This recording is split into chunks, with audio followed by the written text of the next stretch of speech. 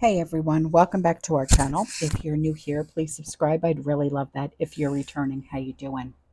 What we're going to talk about right now is eminent domain and the fact that it is becoming the weapon of choice against opposition to large wind and solar projects that are being planned and constructed around the United States. So you all know about this dream of net zero carbon emissions that they're trying to push, right? And its vision of blanketing hundreds of millions of acres of American land with wind turbines and solar panels. It is running up against the reality that most of the land in America is still privately owned, and many Americans don't want these massive industrial installations near their homes. So let me ask you now, how many own land besides the home that you're in? If you own your home, how many own land? Raise your hand. Okay, because this video is for you. This may prove to be a temporary impediment. There is a major effort under this administration to consolidate power over land and resources. Why? Because whoever owns that land and those resources of a nation controls the people. Okay, you've heard of the saying, who controls the money or controls the food controls the people. Okay, we'll now add this one to the list. In order to meet these net zero goals and build out a renewable energy infrastructure, enormous swaths of land will have to be converted for industrial use. An area the size of, say, Texas is required to accommodate the wind and solar infrastructure that is needed to reach this nationwide net zero emissions by when? The year 2050.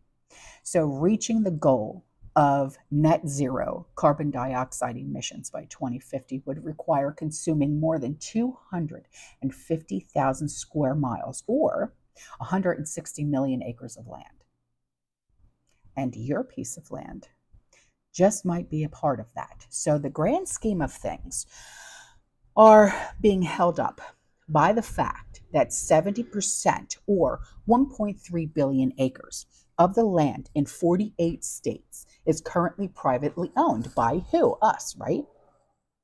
And its owners often are refusing to allow solar panels and wind turbines and power lines and carbon pipelines to be installed.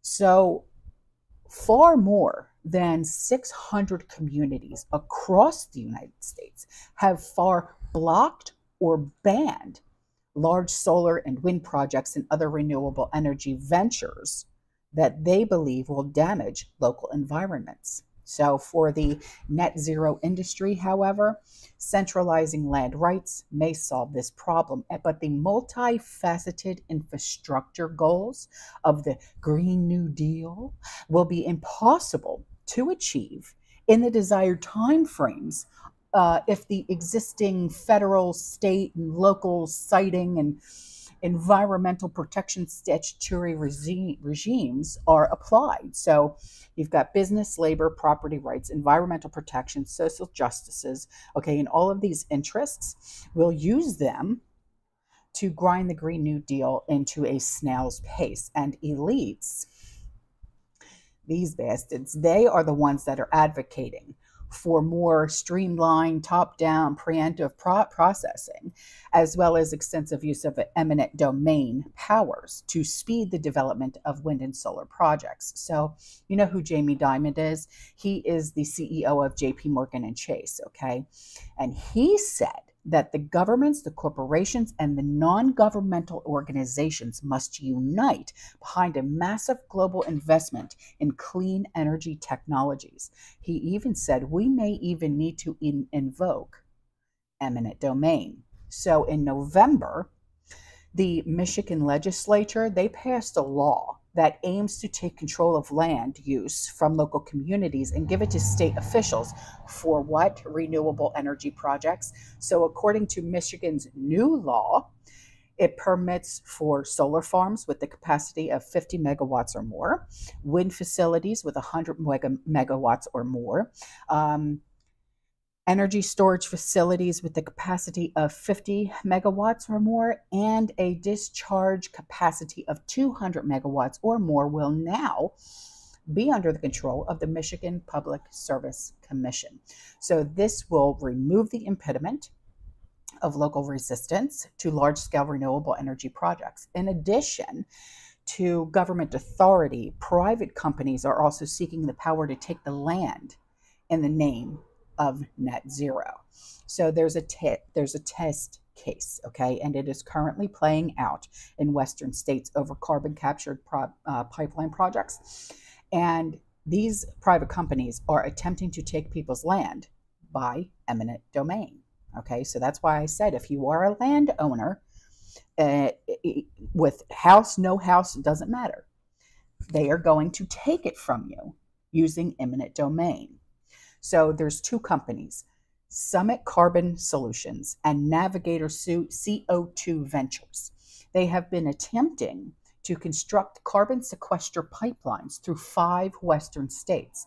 More than 150 landowners in South Dakota, they were served papers by Summit condemning portions of their land.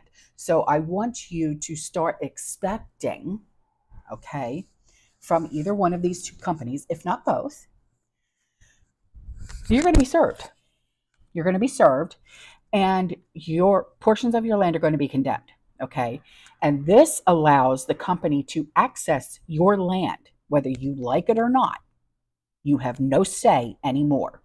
And they're coming in, and what they're saying is, we need an easement through your property, and you're going to give it to us one way or another, or else, because we are a common carrier and we have the right to eminent domain. So regardless of your name is on the deed and nobody else's name is on the deed, and you paid this much and you've been paying property taxes on that property for this amount of years, it doesn't matter anymore. It no longer belongs to you. And these companies, they try to negotiate with landowners. Okay, of course, backlash, but basically they have this big stick of eminent domain in their back pocket, and they're not afraid to use it either. They are not afraid to come at you and say, too bad, that's mine now. I take it. Because if this pipeline, if it succeeds with the solar and the wind, it's all going to start, it's going to be like this. Okay, domino effect. Boop, boop, boop, boop, boop, done. And you are without now. So companies that stand to benefit from these projects do so at the expense of property rights of individuals. So they could come to me and say, you're served, that's mine, you don't own this property in Tampa no more. And I'm going to be like, but you still have to pay the property taxes. Have a good day. It's crazy the amount of political pressure that is being put on to get this done. Why do we, American citizens, have to go along with what the WEF rules? A coalition should be formed that says, we're not going to follow these rules because it makes no sense to us. So in addition to the land acquisition for net zero, this administration has announced its 30 by 30 program in a January 2021 executive order. Okay, and these orders states that 30% of America's land and water should be set aside for conservation by when? The year 2030. So the East Coast is largely privately owned, but the land in the West, which has developed under a different set of beliefs, is about 50% federalized. Our founders, our founding fathers, they wanted separation of power, which meant that the people, the citizens, the landowners, the middle class would own their own natural resources. But America's founders, they also wanted private ownership of land and property. Why? Because property rights and political rights go hand in hand. And we are now moving to the consolidation of power, and the people have the least amount of power. So expect to get served. Expect it, because it's going to happen, especially to those of us that owned large pieces of land. Okay? Just put it in your head. Expect it. Okay? All right, guys, I'm out of here. I'll see you in the next one. You stay safe, you stay positive, you keep prepping. And as always, fear less. Ciao.